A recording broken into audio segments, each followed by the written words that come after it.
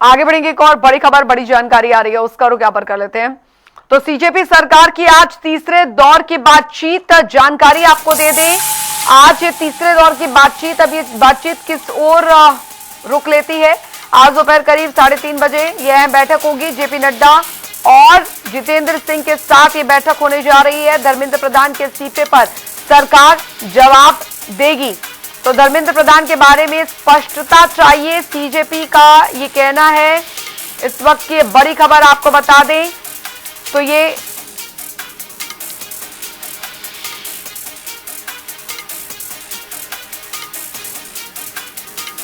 तो स्पर्श शर्मा संवाददाता हमारे साथ इस बीच जुड़ गए हैं ज्यादा जानकारी के साथ। स्पर्श, क्योंकि कुल मिलाकर सीजेपी का या ये जो प्रोटेस्ट है, ये स्टूडेंट्स का प्रोटेस्ट है, ये अब और किस ओर आगे बढ़ता जा रहा है? क्योंकि आज लगातार ये जो मेट्रो स्टेशंस बंद को लेकर, तमाम चीजों बंद को लेकर एक तरफ राहुल गांधी ट्वीट कर रहे हैं, दूसरी तरफ आज सीजेपी और सरकार के बीच में एक बार फिर बैठक का दौर जो है वो शुरू होगा।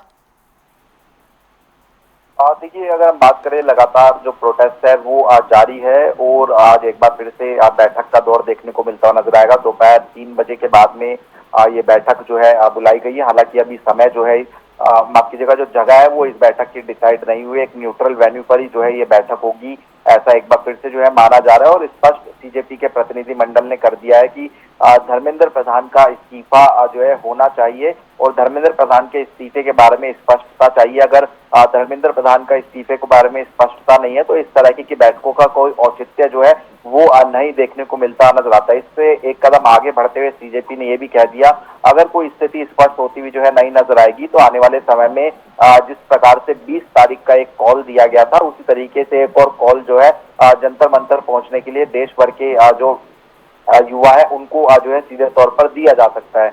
और इस बीच हम देख रहे हैं किस तरीके से जो मेट्रो है या फिर कहें कि जो इंटरनेट है वो जो है बंद देखने को मिलता नजर आ रहा है। तो इसको लेकर भी काफी परेशानी जो है वो लोगों को सीधे तौर पर होती हुई जो है नजर आ रही है।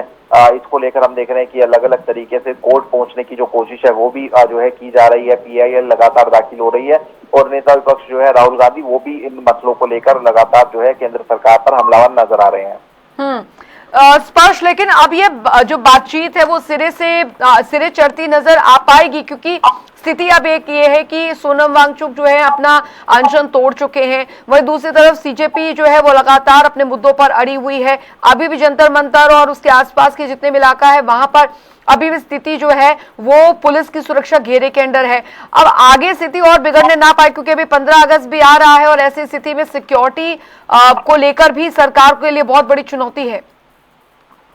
देखिए, बिल्कुल निश्चित तौर पर एक बड़ी चुनौती सरकार के सामने जो है बनी हुई नजर आ रही है। और अगर हम बात करें जिस तरीके से सीजेपी प्रोटेस्ट हुआ था और ये कहा जा रहा है कि एक और कॉल जो है बड़े प्रोटेस्ट के लिए दिया जा सकता है, इसमें अगर हम बात करें जिस तरीके से पुराना प्रोटेस्ट हुआ था उसमें दिल्ली पुलिस के सूत्रों के हवाले से जो खबर मिली है हमें, जो एफआरएस सिस्टम दिल्ली पुलिस इस्तेमाल कर रही है, फेशियल रिकॉग्नाइजेशन सिस्टम, उसको लेकर जो जानकारी मिलती हुई नजर आ रही है कि 2500 से ज्यादा जो क्रिमिनल बैकग्राउंड के लोग थे वो इस प्रोटेस्ट में देखने को मिलते हुए नजर आए थे और 400 से ज्यादा जो हिस्ट्री शीटर है उनकी भी पहचान फिलहाल दिल्ली पुलिस ने जो है प्रोटेस्ट के दौरान की है। 15 एफआईआर दिल्ली पुलिस ने इस मामले में जो है अब तक दर्ज कर ली है। तो ये समझा जा सकता है कि किस तरीके से इस आंदोलन के दौरान जो असामाजिक तत्व है वो भी अपनी जो भूमिका है अंदर खाने निभाते हुए जो है नजर आ रहे हैं। हालांकि जो सीजेपी के लोग हैं वो कह रहे हैं कि इस तरीके के लोगों को जो है पकड़कर पुलिस को सीधे तौर पर बड़ी कार्रवाई जो है कहीं ना कहीं जो है करनी चाहिए। लेकिन जिस तरीके से अब ये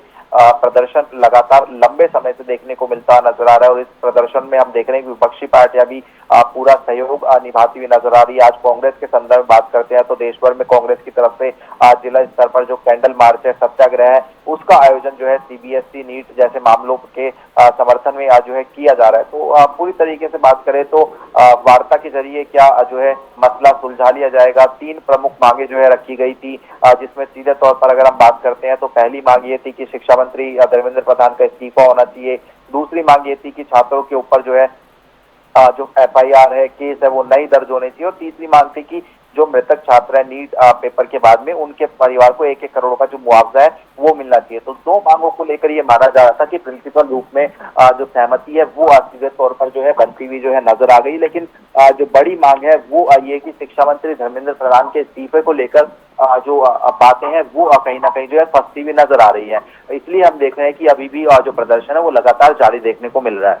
चलिए, इंतजार है कि अभी क्या कुछ रुख निकलकर सामने आता है। बहुत बहुत शुक्रिया स्पर्श, आप इस खबर पर नजर बना रखिए, हम आपसे आगे भी अपडेट लेते रहेंगे।